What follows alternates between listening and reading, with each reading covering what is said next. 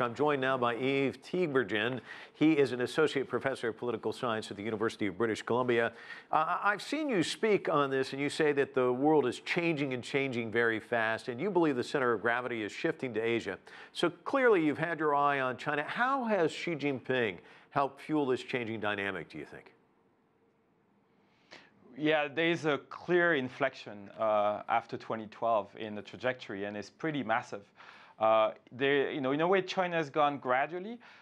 In the period under Deng Xiaoping in the 80s and even later under Jiang Zemin in the 90s, it was a period where China was adapting to a global liberal order that was created and managed by the US.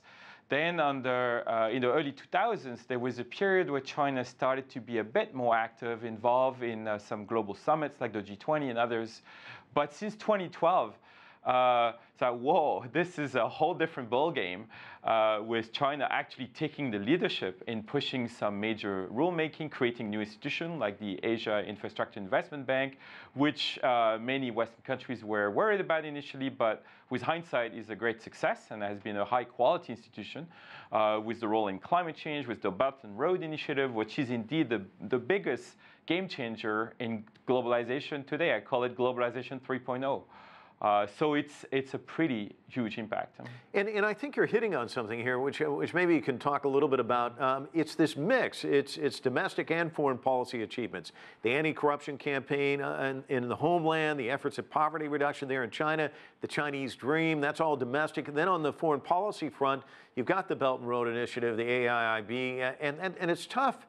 Some would say to achieve what he's done domestically, but then add the foreign policy mix to all of this. It's quite a bit in 5 years, isn't it? Right. What's striking also is rarely do you see any major national leader present such a massive vision going all the way to 2050. There's probably only the Chinese leader doing this. That maybe the closest I can remember is President Kennedy in the US, maybe that was offering some pretty far-reaching visions. But so that visionary component is pretty unusual. What's also pretty astonishing is the number of files that are handled directly by this leadership, particularly Xi Jinping personally, which require an enormous energy. I mean, the number of meetings, the number of files, the number of committees is pretty staggering.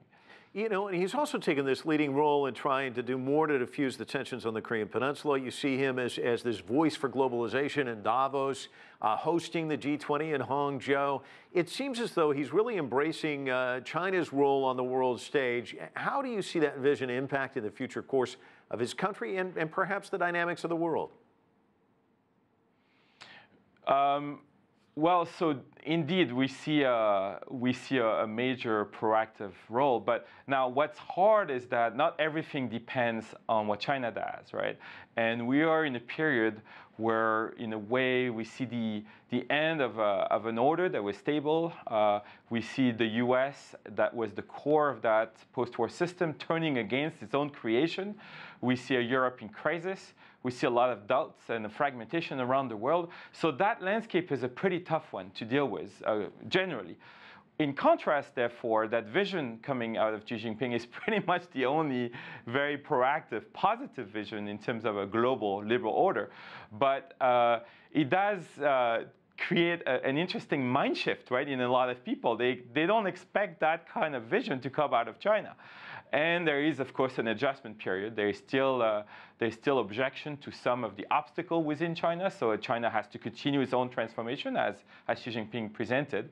So it's a formidable time of transition in history, in the world.